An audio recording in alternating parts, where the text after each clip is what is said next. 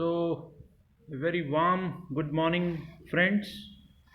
I welcome you all on this class of video lecture. After a couple of days, we meet again, and I offer all my best Diwali wishes to all of you. May you all succeed in your lives and you achieve all that which you aspire as a student.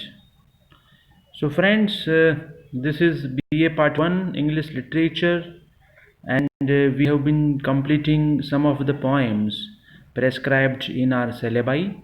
So, I think you must have studied the syllabus of BA Part 1 English Literature, Paper 1 and Paper 2. Today I have posted a copy of the syllabus to our respective WhatsApp groups. There are 5 WhatsApp groups made for BA Part 1 students. So please go through the syllabus, and if you feel any difficulty in dealing with the syllabus, then feel free to call me. And I think again, for the sake of newcomer students, for the sake of new joiner, those who have joined the groups recently, I will again organize a class of the syllabus so that the students may not feel any difficulty as far as literature subject is concerned.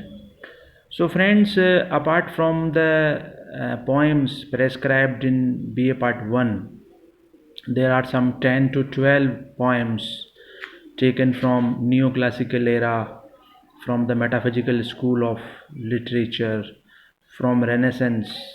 For example, Milton is a poet who belongs to the Renaissance school of literature, and Dryden and Pope belong to the neoclassical age, and Spenser belongs to the Elizabethan school of poetry.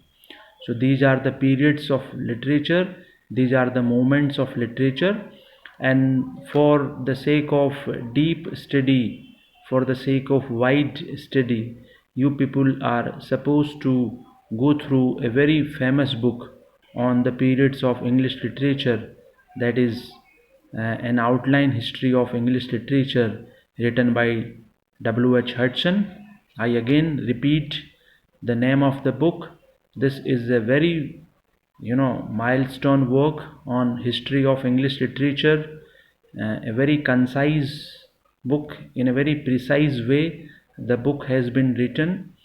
So again I repeat the name of the book, Outline History of English Literature by W.H. Hudson.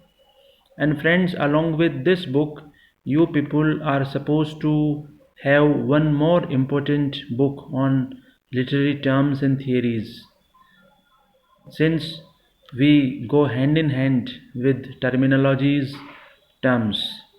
For example, uh, lyric is a term, sonnet is a term, even the tragedy is a term, the tragicomedy is a term, alliteration, right?